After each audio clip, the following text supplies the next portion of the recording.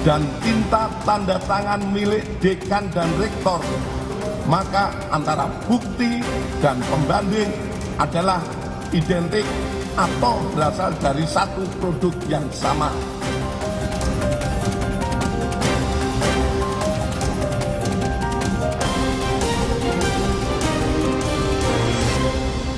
Pada hari ini, tanggal 3 Juli 2025, itu ditunda dan akan dilaksanakan pada tanggal 9 Juli 2025 bertempat di ruangan Karowasidik Reskrim Polri.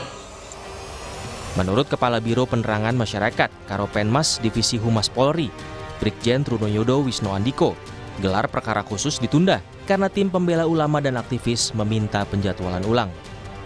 TPUA meminta ada pihak tertentu yang dilibatkan dalam gelar perkara khusus. Seperti kami kutip dari Kompas.com, Brigjen Trunoyodo bilang, dalam hal ini TPUA tanggal 2 Juli kemarin 2025 membuat surat perihal permohonan nama-nama untuk dilibatkan dalam gelar perkara khusus yang memohon penjadwalan ulang gelar perkara khusus sampai mereka mendapatkan kepastian atas nama-nama yang dilibatkan dalam proses gelar perkara khusus dimaksud. TPUA bersikeras meminta agar sejumlah ahli independen dari pihaknya turut dihadirkan dalam gelar perkara khusus untuk menjaga transparansi penyelidikan. Namun menjadi catatan kami bahwa undangan itu hanya ditujukan kepada pribadi Saudara Egy Sujana. Pada permohonannya sudah jelas kami mengajukan permohonan, di situ ada Bang Rizal Fadila, ada Bang Azamkan, juga ada ahli-ahli yang kami harapkan ikut meneliti dokumen yang selama ini diperiksa oleh Bareskrim, yakni Dr. Roy Suryo dan Dr. Rismon Hasiholan, termasuk kami-kami, karena itu dampaknya bisa kepada klien kami. Tim hukum dari tim advokasi ini juga berkepentingan untuk bisa hadir untuk menjamin proses dan prosedur dalam gelar perkara khusus itu bersifat transparan, kredibel, dan akuntabel. Persoalan dugaan ijazah palsu Jokowi kini menyeret Roy Suryo CS ke ranah hukum karena mereka dianggap mencemarkan nama baik Presiden ke-7 RI Joko Widodo. Saudara RS terjadwal akan diambil keterangan dalam rangka klarifikasi di tahap penyelidikan itu hari ini. Saat ini penyelidik masih menunggu apakah hadir atau tidak. Kalau yang kemarin ada 4 saksi yang diundang. Kemarin itu saudara ES, kemudian K, kemudian DH, sama RF, itu kemarin. Itu tidak ada yang hadir. Gelar perkara khusus diinisiasi tim pembela ulama dan aktivis usai Bareskrim Polri mengumumkan hasil uji lapor ijazah Jokowi. Kala itu Bareskrim mengumumkan jika ijazah S1 Jokowi identik dan sekaligus menutup perkara ijazah karena tak ditemukan adanya unsur pidana. Tim Liputan Kompas TV.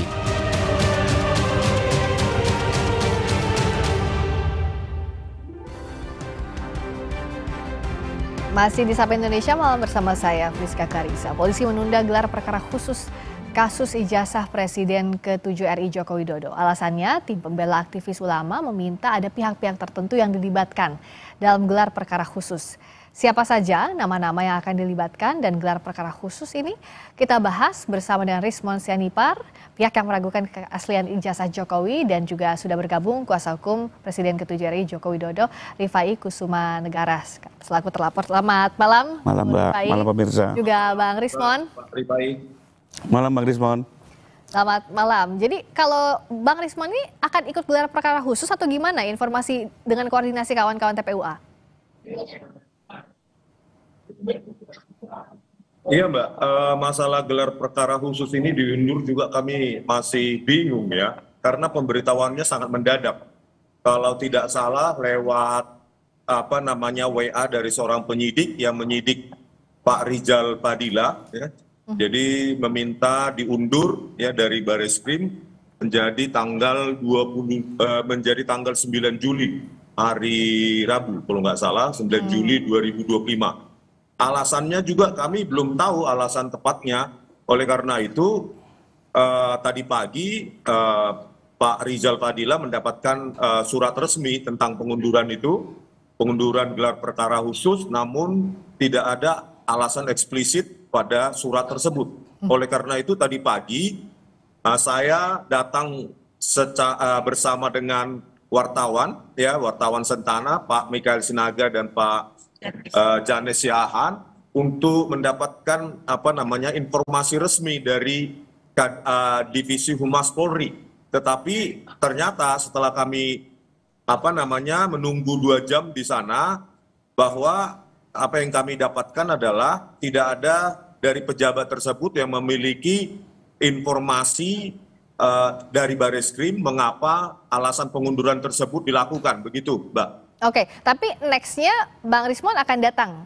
Sudah dapat surat panggilan setelah penundaan ini, artinya pekan depan akan datang ke Bareskrim.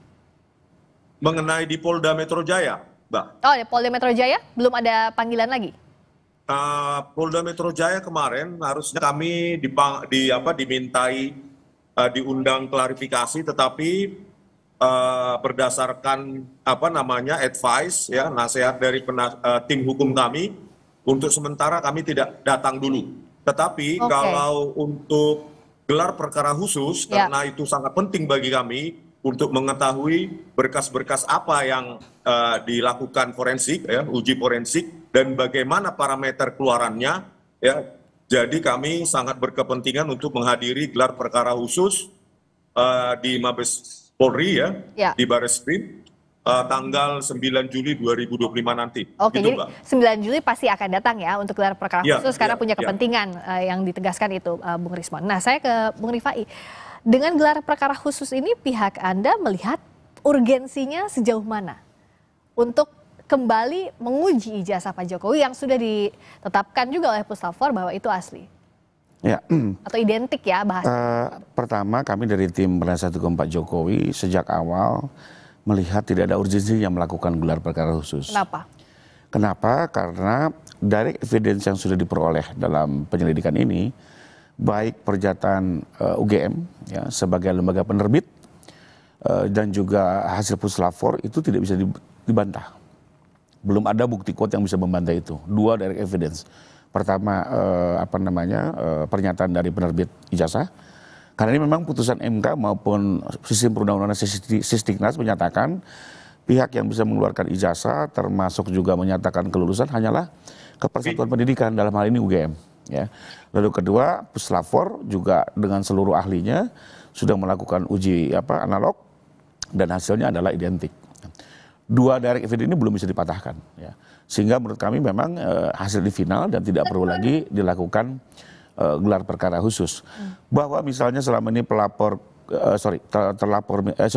komplain ingin melihat langsung bukti-bukti yang diperoleh, monggo-monggo saja. Menurut saya penyidik juga harus transparan, ya. Tapi saya pikir kan tidak perlu dengan gelar perkara khusus. Cukup dipanggil, ini alat bukti kami, perlihatkan.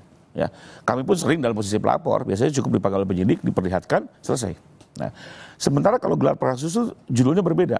Kenapa? Ya, di Perkapolri itu gelar perkara khusus itu adalah untuk menguji adanya keberatan, ya, dari pelapor dalam hal penyelidikan dihentikan. Sementara kami melihat belum ada dasar untuk itu, gitu ya. Jadi apa yang dilakukan ini seolah-olah menurut saya di luar di luar tujuan yang sebenarnya menurut Perkapolri. Ya. Apalagi kami agak kecewa karena awalnya kami juga sudah mendapatkan panggilan, tahu-tahu ditunda, Mbak. Dan ditundanya ini hanya gara-gara TPU ingin melibatkan pihak-pihak lain. Oke. Saya melihat kok begitu, gitu ya. Padahal pihak Anda sudah siap untuk datang. Bukan soal itu, Mbak. Menurut saya kalau mau melibatkan pihak lain itu harus inisiatif dari penyidik. Bukan atas permintaan pelapor. Penegak hukum itu nggak bisa didikte oleh pelapor, Mbak. Kalau di seolah-olah sekarang kan didikte, gitu ya. Oke. Minta dihadirkan ini, apalagi pihak-pihak lain itu sudah jelas, Mbak, di Perkapolri. Dalam gelar perkara itu yang boleh hadir hanyalah pelapor dan terlapor. Tidak ada pihak lain. Oke. Sementara tadi saya dengar statement dari Karohumas akan mengikuti permintaan pelapor, mengundang DPR, mengundang Komnas HAM. Kami menghormati lembaga-lembaga itu. Tapi kalau bicara Perkapolri, yang bisa hadir itu hanya pelapor dan terlapor. Termasuk 2 ahli, mohon maaf nih Bang Rismon dan Bang Roy ya. Kami juga dalam pendapat kami menolak kehadiran mereka. Ya. Karena apa? Di dalam hukum acara pidana, kita rujukannya harus hukum, ya, karena proses hukum. Tidak pernah dikenal adanya ahli yang dihadirkan oleh pelapor. Pelapor itu hanya dua. Saksi ahli itu hanya dua. Saksi ahli yang diajukan oleh penyidik, kedua saksi ahli yang diajukan oleh tersangka. Baik. Nah, saya tanyakan ke Bung Risman, ada keberatan dari pihaknya Bung Rifai kalau dihadirkan pihak lain ahli dalam proses ini? Iya, tentu ya pihak dari Pak Jokowi memiliki keberatannya sendiri ya, tetapi kami tidak ya. Karena begini, ya dari banyak fakta yang kami temukan di lapangan mengenai bantahan dari Pak Kasmujo, dari mulut Pak Kasmujo sendiri membantah bahwa beliau bukan pembimbing skripsi maupun pembimbing akademik. Jadi pertanyaannya, seseorang lulus itu dibimbing secara akademik itu kan sebuah keharusan. Jadi siapakah yang membimbing secara akademik itu Pak Joko Widodo? Nah ini juga belum terjawab apakah ada dokumen tersebut dipegang oleh Barreskrim. Kemudian nilai-nilai MKDU, mata kuliah dasar umum seperti statistik, fisika, matematika, itu nilainya D dari transkrip nilai yang ditampilkan oleh Barreskrim. Kalau di UGM ya nilai-nilai MKDU itu nilai D, maka dia hanya dimungkinkan untuk disuruh mengulang oleh dosen pembimbing akademiknya, atau memang drop out. Kemudian kejanggalan lain adalah di mana Pak Jokowi itu terdaftar sejak awal dengan tingkat studi SM atau sarjana muda. Bagaimana mungkin Pak Jokowi bisa mendapatkan gelar sarjana penuh dari kehutanan UGM? Harusnya kan jenjang sarjana muda dulu, BSc ya, dapat sertifikat atau ijazah sarjana muda dengan gelar BSc baru melanjutkan ke sarjana penuh. Hal-hal seperti ini banyak sekali. Belum juga nanti tentang bagaimana keterangan Dirtipidum yang menjelaskan bahwa tidak ada proses forensik ketika menyimpulkan bahwa lembar pengesahan skripsi Pak Joko Widodo itu produk dari handpress atau letterpress hanya dengan diraba, dengan cekungan. Dan ketika saya datang ke Fakultas Kehutanan UGM, kejanggalan lain juga kami terima, kami dapatkan di mana skripsi tahun 1985 sampai awal 90-an, sebelum versi Windows 31 itu rilis ya, itu tidak ada di perpustakaan Fakultas Kehutanan UGM. Gitu loh. Katanya diamankan oleh dekanat atau rektorat atau Barreskrim, kami tidak tahu. Jadi skripsi-skripsi itu sebagai bahan perbandingan yang seharusnya itu ada. Kalau disita kan paling 10 skripsi. Ini ada ratusan. Anggap saja 60 skripsi yang lulus tahun 85 sampai 90, itu 6 sampai 7 tahun. Itu ada 400 sampai 500 skripsi. Kemana itu? Supaya kita bisa bandingkan teknologi ya yang dipakai pada lembar-lembar pengesahan skripsi pada zaman itu, di era itu, yang kami analisa ya kalau tidak menggunakan mesin ketik manual ya, mesin ketik elektrik, atau ya menggunakan IBM komputer IBM XT dengan teknologi printer yang masih dot matrix. Hal-hal seperti ini ya, kejanggalan ini ya menuntut kami untuk supaya Barreskrim menggelar perkara khusus kalau bisa dihadirkan oleh banyak ahli, independen maupun kedua belah pihak, dan kemudian ya diliput oleh media. Jadi dasarnya ada kejanggalan-kejanggalan tadi ya, termasuk transkrip, skripsi, lalu soal pembimbing. Bung Rifai, bisakah dibuktikan sebaliknya, ataukah perlu dibuktikan sebaliknya? Jadi begini ya, ini harus dibedakan Mbak, antara ijazah palsu dengan ijazah yang seolah-olah diterbitkan tidak memenuhi persyaratan. Ini dua hal yang berbeda. Kalau palsu, ijazah itu tidak pernah diterbitkan atau dipalsukan, dibuat secara palsu. Tapi kalau ini yang dipersoalkan seolah-olah ijazah asli, tapi seolah-olah persyaratannya tidak memenuhi. Desa KKN, skripsi, ya itu semua. Pertama itu semua juga masih perlu diuji kebenarannya. Tapi kedua, kalaupun itu mau dipersoalkan, itu bukan ranah pidana. Itu diujinya peradilan tun. Apakah keputusan ini dikeluarkan secara tepat setelah memenuhi segala persyaratan? Itu ranah peradilan tun, bukan pidana. Kalau kepalsuan baru pidana. Nah, saya mau tambahkan sedikit kenapa kami menolak Pak Roy dan Pak Rismon. Pertama, kami melihat ya mereka ini tidak memiliki, satu ya ini hukum acara. Boleh tanya semua penegak hukum, jaksa, hakim atau polisi sekalipun ya. Di dalam KUHP itu hanya dikenal ahli yang dihadirkan oleh penyidik sendiri, kedua ahli yang dihadirkan oleh tersangka. Ya, pelapor itu tidak ada ruangnya untuk bisa membawa ahli sendiri ujuk-ujuk ke dalam sebuah forum penyidikan. Itu sudah hukumnya seperti itu. Jadi menjadi lucu ya. Ada pelapor membawa ahli. Satu, kedua, kami melihat, mohon maaf, kedua orang ini juga tidak memiliki kompetensi untuk melakukan forensik analog ya. Karena lagi-lagi ijazah ini adalah analog ya. Kalau ahli forensik yang betul-betul menguasai tentang pengujian forensik dengan ilmu yang konvensional masih mungkin. Mereka kan mengklaim diri seolah-olah lebih ke digital. Ya sekalipun juga kami masih menyaksikan ya apakah misalnya Pak Roy itu betul-betul memiliki kemampuan di situ karena pendidikannya juga tidak linear ya. Pak Rismon juga ya mohon maaf Pak masih dipersoalkan tentang S2 S3-nya ya. Tapi terlepas dari itu kami melihat objek ini analog loh. Jadi kalau mau didatangkan analog pasti logis ya. Ketiga kami melihat dua hal ini selama ini sudah terlihat semua orang tahu ya. Sudah memberikan pendapat-pendapat yang subjektif ya, bahkan agak sedikit berbau politis gitu ya. Ada kata mau mengasingkan Pak Jokowi lah gitu ya. Menurut kami sudah terlalu jauh gitu. Sementara ahli itu di dalam KUHAP ya, di dalam KUHAP aturan mainnya. Dia independen, tidak memiliki kepentingan dan sebatas menilai objek. Ya, jadi sekali lagi kami sih dalam sikap kami menolak kehadiran dua ahli. Termasuk lembaga-lembaga lain ini kalau dihadirkan kami sepanjang itu inisiatif Polri.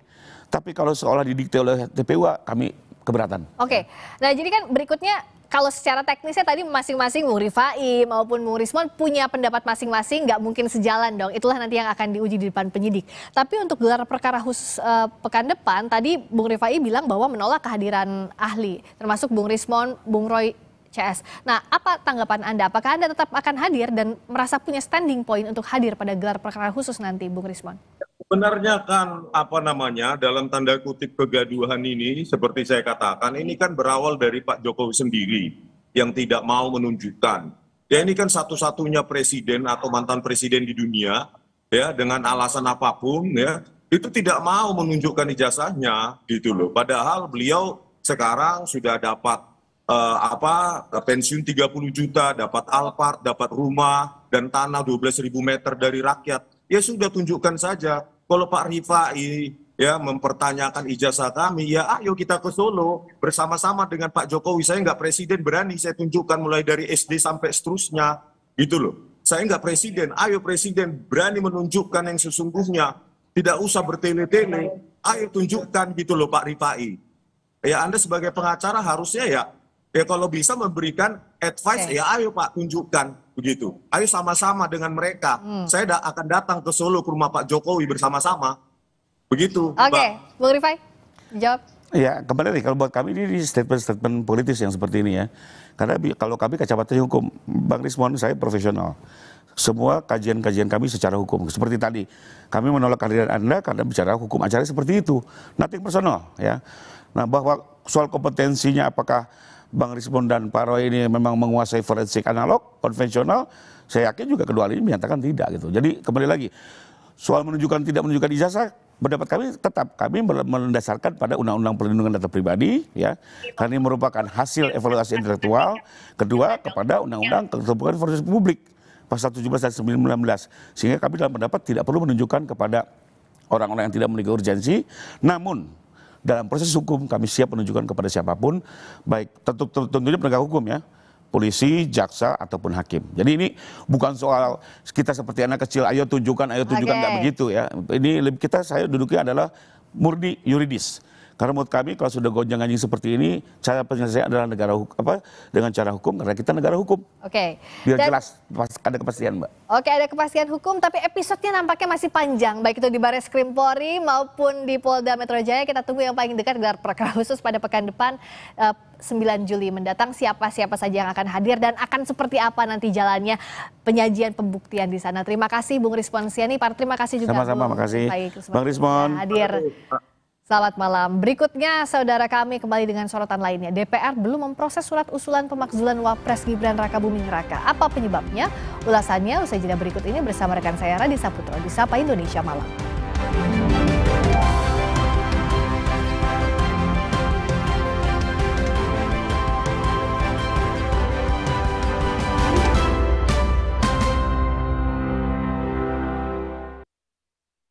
Viva, hadiah miliaran.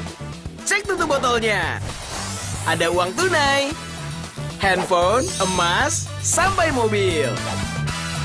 Cek tutup botol Aku Viva sekarang. Dari Wingsuit, Aku Viva.